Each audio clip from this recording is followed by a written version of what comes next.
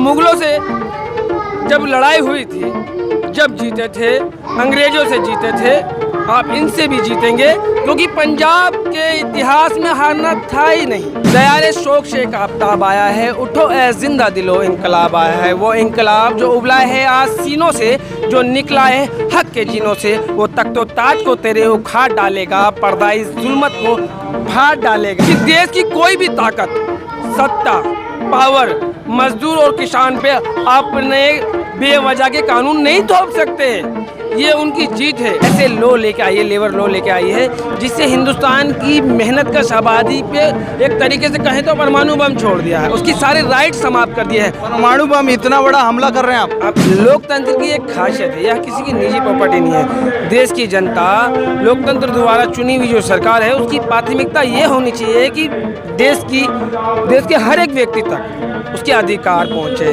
उसके राइट पहुँचे। नमस्कार, आप देख रहे हैं न्यूज डिक्शनरी और इस समय मैं टिकरी बॉर्डर पे हूँ। टिकरी बॉर्डर पे इसलिए क्योंकि पीएम मोदी जो हमारे देश के प्रधानमंत्री हैं, उनके द्वारा एक बयान जारी हुआ कि जो 3 कृषि कानून है जिनके खिलाफ किसान प्रदर्शन कर रहे थे लगभग एक साल से ज़्यादा, उनको अब रद्द करने और उनको वापस लेने का फैसला केंद्र सरकार से वापस आ गया है। अब हम बात करेंगे एक चेहरा जो बहुत ही फेमस हुआ था किसान आंदोलन के दौरान, जो बिरयानी बेच रहे थे, वो शख्स आज हमारे साथ हैं। देखते हैं वो इस विषय पर क्या कहते हैं। क्या समझते हैं इरफान जी कि जो केंद्र सरकार द्वारा ये फैसला आया कि कृषि कानूनों को वापस लेने का, किस तरह से देखते हैं? आज सुबह देश के प्रधानमंत्री ने देश को संबोधित करते हुए श्री नरेंद्र मोदी जी ने कहा कि मैं कृषि कानूनों को किसानों को समझाने में विफल रहा और मैं इन तीन कृषि कानूनों को वापस लेता हूं। लेकिन मैं कहता हूं, मैं पिछले 11 महीने से सक्रिय रूप से आंदोलन में अपनी अहम भूमिका निभा रहा था सेवा के माध्यम से, और मैं इस देश का मेहनतकश व्यक्ति हूं। और देश की बहुत बड़ी आबादी, 80 करोड़ से ज़्यादा आबादी जो ऐसी है जो प्रतिदिन 20 रुपये से कम में अपना पालन पोषण करती है। आज संयुक्त किसान मोर्चा की इस जीत ने, ये एक जीत है, ये बताती है इस देश को और बहुत बड़ी आबादी को जो डेली काम धंधा करके अपना पालन पोषण करते हैं, कि देश की कोई भी ताकत, सत्ता, पावर मजदूर और किसान पे अपने बेवजह के कानून नहीं थोप सकते। ये उनकी जीत है। देखिए, पंजाब से जब किसान आए थे, देश का नेतृत्व कर रहे थे किसान, जब पंजाब से किसान आए तो मैं पहले दिन ही संयुक्त किसान मोर्चा के टिकरी बॉर्डर वाले मंच पे चढ़ा था। मैंने कहा, मुगलों से जब लड़ाई हुई थी, जब जीते थे, अंग्रेजों से जीते थे, आप इनसे भी जीतेंगे, क्योंकि पंजाब के इतिहास में हारना था ही नहीं। बहुत मजबूत लड़ाई लड़ने वाले लोग हैं।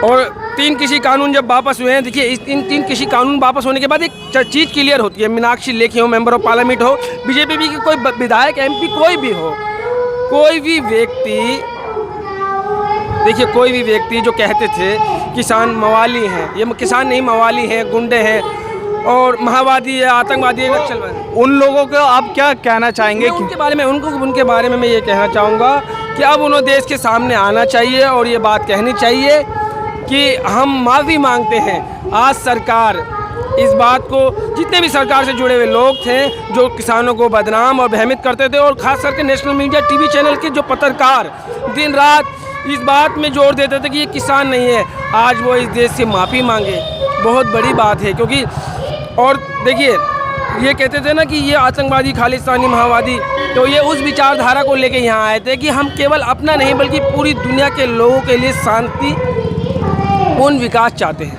हम केवल अपने लिए नहीं बल्कि पूरी दुनिया के लोगों के लिए शांति और शांतिपूर्ण विकास चाहते हैं। उस विचारधारा को लेके ये यहाँ आए थे।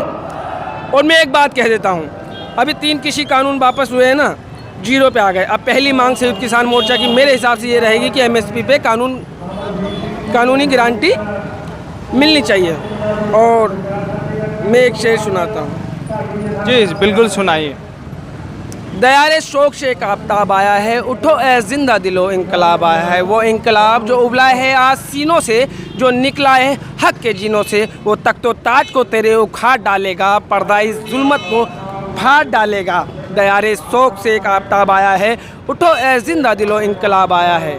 ये नौजवान बचाने चले हैं आज वतन, नीम जिंदा उधड़े हुए बेजोश बदन, तुम्हारी गोलियां खाकर भी कम ना होंगे। हाँ ये सर कटेंगे मगर अब ये कम ना होंगे।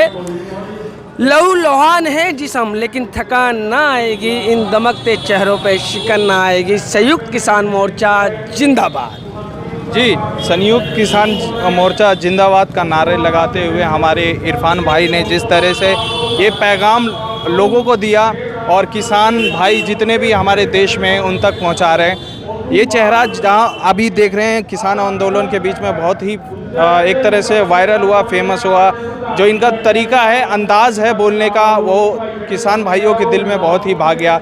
अब मैं ये पूछना चाहता हूँ, क्या केंद्र सरकार या बीजेपी सरकार को कोई डर सता रहा है? 2022 इलेक्शन जो उत्तर प्रदेश में होने वाले हैं, क्या किसानों की मांग इसी को लेकर वो 3 कृषि कानूनों को वापस करने की बात कर रहे हैं प्रधानमंत्री जी?